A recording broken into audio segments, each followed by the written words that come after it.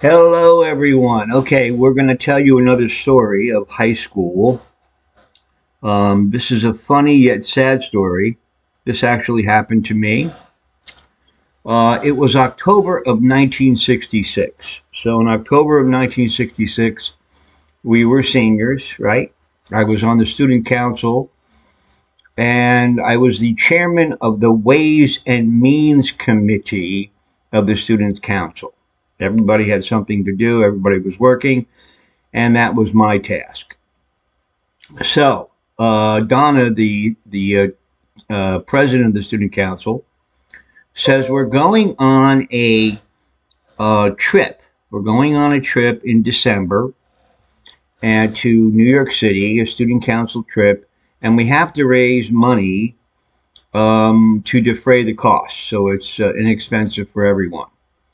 So we're going to sell cupcakes to the school. And so the girls are going to bake cupcakes and bring them in, and we're going to all participate in this cupcake sale.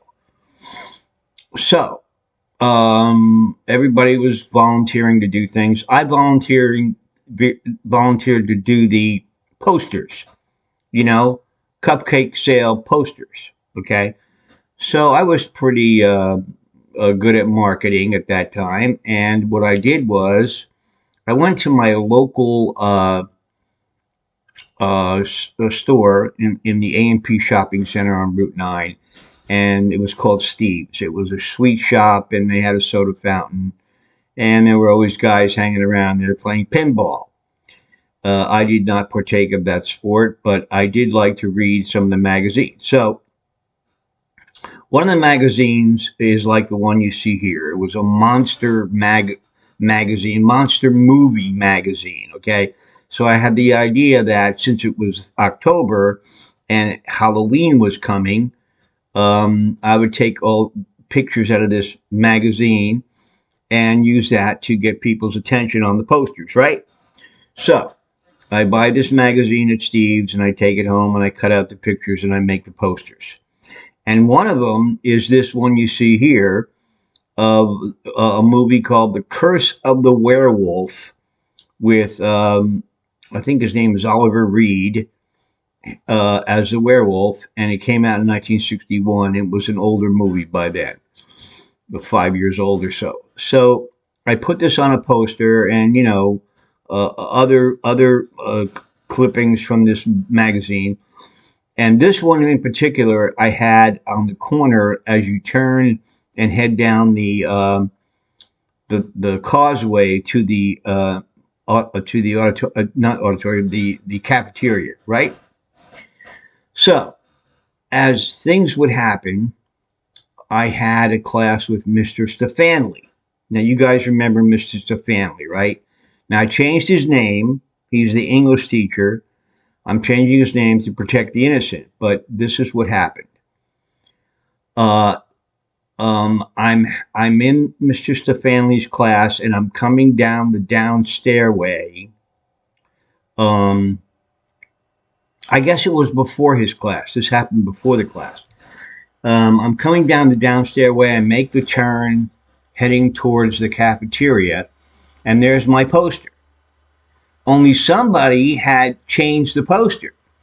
Somebody had written across the poster Stefanley in big black lettering with a magic marker on the poster. Somebody had written this. I guess some crazy student. One thinks of Gary Boiler when you see things like this because he had that kind of sense of humor. So I looked at it and I start giggling. And just as I turn the corner, I look up. Guess who comes around the corner just as I'm looking at the poster giggling? You'll never guess in 1,000 years. Can you guess? Guess who comes right into my face as I'm looking at the poster giggling? Guess. Take one guess. Yes, you guessed it right. Mr. Stefanley is standing there looking at me, looking at the poster. He sees me smiling. He sees me giggling. And what does he think? Guess who did it, right? And I'm looking at him like, now my whole countenance changes and I'm looking like My eyes bug out, and I go, "Oh no, he thinks I did it, right?" So he walks by me, and I go, "Oh, I am so, you know what, right? I gotta do something." So I go to lunch and have my lunch, talk to the other kids. I didn't tell anybody about this, but I'm thinking, what can I do to get this guy to stop this suspicion that he thinks it was me, right? So we go to class later on in the afternoon, and I wait till all the kids have left the class, and I'm alone with Mr. Stefanley, right?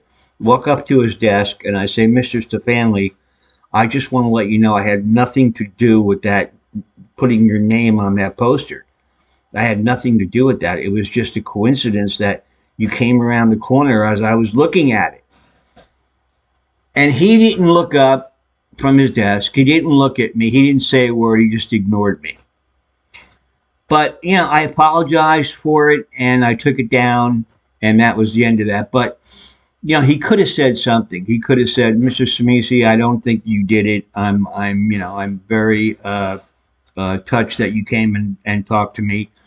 Or I'm calling your mother right now and you're getting kicked out of school." He could have did a couple of things, right? But he didn't do anything. He just ignored me, and we never mentioned it again. But I have a sneaking suspicion the guy always hated me after that. It was October of our senior year. This guy, Mr. Stefanley, actually came to where my place of work was. Yeah, at the end of school, after we graduated in the summer of that year, while we were all getting ready to go to college, he showed up at my part-time job. Yeah, I looked up and I see Mr. Stefanley. I wasn't thinking of this incident, of course, but I look up and I see him, and I say, "Oh, hi, Mr. Stefanley. How are you?" And again, he just glares at me. It doesn't say a word. He just glares at me. And so I said, "Well, very nice seeing you, but I have to go back in the store because I'm working today." And that was it. The last time I ever saw the guy.